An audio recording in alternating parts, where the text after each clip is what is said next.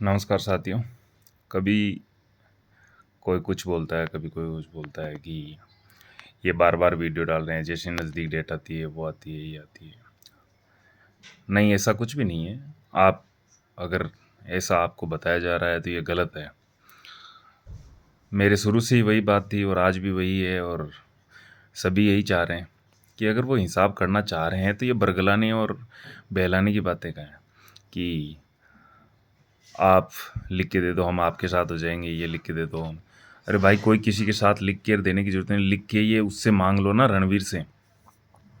रणवीर लिख के दे दे, लिखने की जरूरत नहीं है। रणवीर लिख के दे या ना दे, कोर्ट के अंदर वो सीधा सा बोल दे कि मुझे कंडीशनल बेल दे दी जाए और मैं बाहर जाके सभी का हिसाब करूँगा।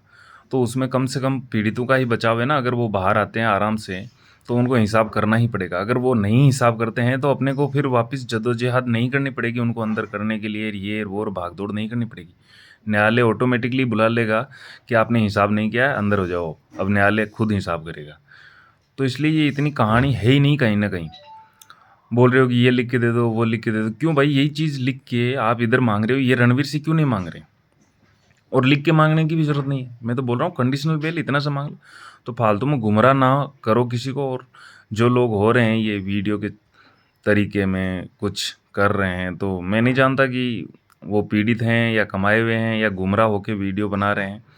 लेकिन सच्चाई ये है कि वो कंडीशनल बेल पे आना चाहते हैं तो कोई उन्हें रोक नहीं सकता। वो हिसाब करना चाहते हैं तो कोई उन्हें हिसाब करने से रोक नहीं सकता।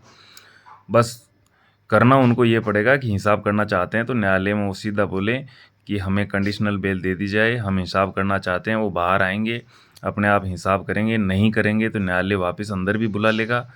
तो मैं वो चीज़ बोल रहा हूँ कि ये काम अपने को इनके पीछे ही लगे रहेंगे क्या, या अपने पास में यही ये काम बच गया? तो वो पैसा अगर देना चाहते हैं तो उनको आने से भी कोई नहीं रोक सकता। उन्हें किसी के लाने की ज़रूरत नहीं है, और ये लाने वाला ही गेम चल रहा है उनको।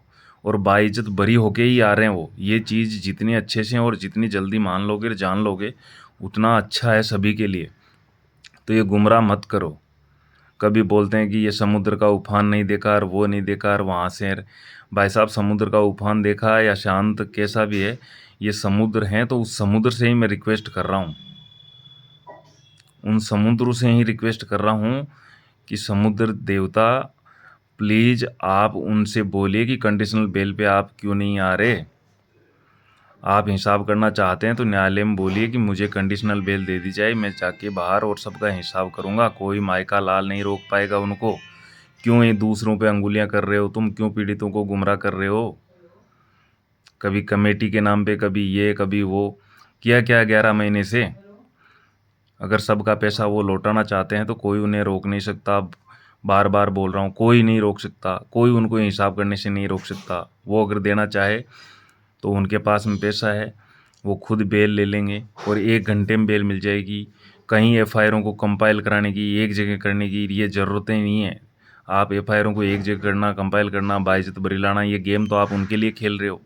तो छोटी सी बात है, उनको अगर कंडीशनल बेल पे आना है तो कोई मायका लाल नहीं रोक सकता उनको हिसाब करने से और बाहर आने से।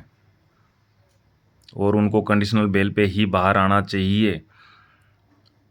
लेकिन वो आ रहे हैं बाइज्जत बरी होके, और उनको लाया जा रहा है आप लोगों को गुमराह कर करके, भड़का भड़का के। एक दूसरे को कभी गाली, कभी छींटा कसी, कभी ओछी जुबान, कभी कुछ बोलते रहो आप लोग। अब कुछ भाई साहब बोलते हैं कि फौजियों पे भरोसा। भाई, फौजियों ने ही ये गेम बिगाड़ा और ये गेम किया पूरा। फौजियों के भरोसे पे ही सब अपन लूटे हैं। अपनी बिरादरी ने ही, दूसरा कोई बाहर से नहीं है, अपनी बिरादरी ने ही अपने को खाया, और वही बिरादरी वापस खड़ी होगी उनको बाहर लाने के लिए। तो ये छोटी सी बात है, कोई कहीं ज़रूरत नहीं है कि ये फलान जी हैं, ये हैं, वो है, ये दगा नहीं कर सकते, ये धोखा नहीं कर सकते। भाई, सुभाष कौन था? फौजी था। किया ना। 6 महीने पहले बता देंगे हम आपको, कंपनी बंद होने वाली होगी तो हम आपका हिसाब करवाएंगे, कंपनी होगी तो पहले ही हिसाब करेगी, ये करेगी वो करेगी। बताया आपको। झूठ पे झूठ, झूठ पे झूठ, झूठ पे झूठ। पीछे की चीज़ें याद ही नहीं है कुछ। सच्चाई में हो क्या रहा है उसको आप जानना ही नहीं चाहते। बस सोशल मीडिया के जरिए गुमराह हो गए, एक के पीछे एक लग पड़े भेड़ चाल में वापस। अरे भाई, छोटी सी बात है, उनको हिसाब करना, कंडीशन बेल पे आए, वो कोई नहीं रोक सकता। चाहे पूरे अपन पूरे पीड़ित मिलके और उनका ऑब्जेक्शन करें कि इनको अंदर रखो, तो भी नहीं रख सकते। वो अगर चाहते हैं कि हम हिसाब करेंगे बाहर जाके, तो कोई न्यायालय ये नहीं है कि न्यायालय सज़ा जब देता है जब वो कुछ देता नहीं है, कुछ करता नहीं है, तब सज़ा देगा वो।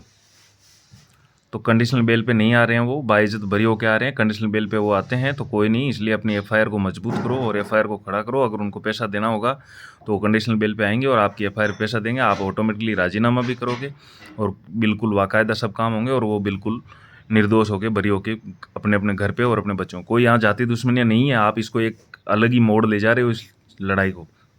बात यहाँ न्याय और अन्याय की और हक और उसकी है, तो हक की बात करो। और सही बात यह है कि वो कंडीशनल बेल पे आना चाहते हैं तो कोई नहीं रोक सकता उनको, वो पैसा देना चाहते हैं तो कोई नहीं रोक सकता उनको, चाहे कोई कुछ भी कर ले। लेकिन ये नहीं, ये सारी एफआईआरों को एक जगह कंपाइल कर लो, ये कर लो, ये तो पीड़ितों के साथ ही खेल हो रहा है अभी तक 11 महीने से। तो समझ जाओ मेरे भाइयों, हाथ जोड़ के कह रहा हूँ आपसे, बार बार आपको हाथ जोड़ के कह रहा हूँ कि समझ जाओ इस बात को। लोग बड़े शातिर हैं, वो अपना फिर वही गेम खेल रहे हैं जो उन्होंने खेल खेल के अपने को लूटा था। धन्यवाद।